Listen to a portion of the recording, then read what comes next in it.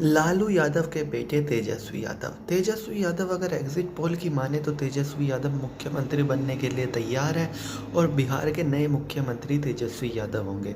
लेकिन ऐसा क्या हुआ कि तेजस्वी यादव ने सिर्फ एक साल में पासे को पलट दिया। जहां 2019 में जिस बिहार से उनको एक भी सीट नहीं मिली थी और महागठबंधन को बिहार ने नकार दिया था और एनडीए को बिल्कुल पूर्ण बहुमत दिया था और ज़्यादा सीटें या यूँ कह लीजिए सारी सीटें एनडीए को ही दी थी और तेजस्वी के हाथ खाली रहे थे। लेकिन एक साल में ही उन्होंने आखिर पासे को कैसे पलट दिया। तो अगर इन चुनाव की बात करें तो ये चुनाव बिल्कुल अलग था। 15 साल तक नीतीश कुमार मुख्यमंत्री रह चुके हैं ऑलरेडी। इसके बाद रहेंगे या नहीं रहेंगे ये तो 10 तारीख में पता चल जाएगा। लेकिन 10 तारीख में रिजल्ट जो भी आए, मुख्यमंत्री नीतीश कुमार रहें या तेजस्वी यादव, लेकिन एक बात तो साफ है कि नतीजे एक तरफा नहीं आएंगे और उसका कारण है बिहार के लोगों की नाराज़गी नीतीश कुमार से। जब लॉकडाउन लगा तो बिहार से लोग जो पूरे देश में काम करते हैं वो वहीं पर फंस गए और बिहार सरकार की तरफ से उनको कोई खास मदद मुहैया नहीं करवाई गई।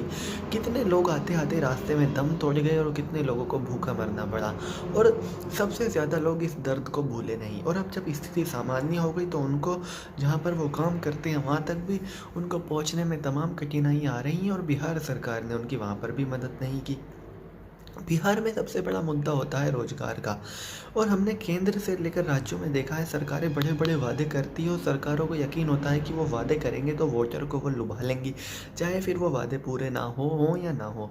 और तेजस्वी ने ये देखकर कि वादों के दम पर सत्ता हथियाई जा सकती है या सत्ता के शीर्ष पर पहुंचा जा सकता है, उन्होंने 10 लाख रोजगार देने का वादा किया।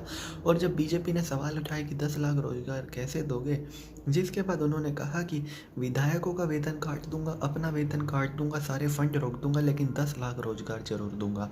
उनकी ये बात युवाओं के मन को मोह गई और उनकी सबसे बड़ी खासियत ये देखने को मिली कि उन्होंने अपने पिता के वक्त की बात ही नहीं की। लालू प्रसाद यादव का जो राज था उन्होंने याद ही नहीं दिलाया जिसका नाम लेकर नीतीश कुमार चुनाव लड़ रहे थे। नीतीश कुमार के बारे में जो सबसे नेगेटिव बात ये रही, एनडीए के बारे खिलाफ सबसे बड़ी बात ये गई कि 15 साल सत्ता में होने के बावजूद नीतीश कुमार, 13 साल सत्ता में होने के बावजूद एनडीए जो चुनाव लड़ रही थी वो इस बात पे लड़ रही थी कि लालू 15 साल पहले लालू किस तरह से राज करते थे, बजाय इसके कि उन्होंने इन 15 सालों में क्या किया।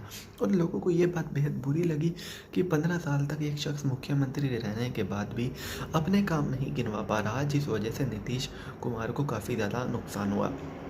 जिस वक्त चुनाव शुरू हुआ था तेजस्वी की रैलियों में भारी भीड़ आ रही थी और बिल्कुल ऐसी भीड़ आ रही थी जैसे कि लोकसभा चुनाव में पीएम मोदी की रैलियों में भीड़ आती है। एक दिन में 15-15, 16-16 रैलियां कर रहे थे तेजस्वी। वहीं से इलेक्शन की टोन सेट हो गई थी और कहीं ना कहीं एक बात तो साफ थी कि इस बार का चुनाव एक तरफा नहीं होगा, लेकिन एनडीए इस तरह से हार जाएगी।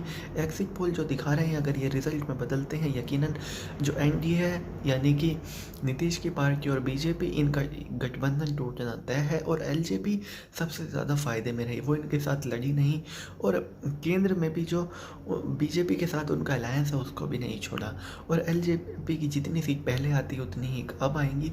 और कहीं ना कहीं चिराग पासवान फायदे में रहे कि उनकी इमेज भी खराब नहीं हुई कि वो एनडीए में रहकर हार गए।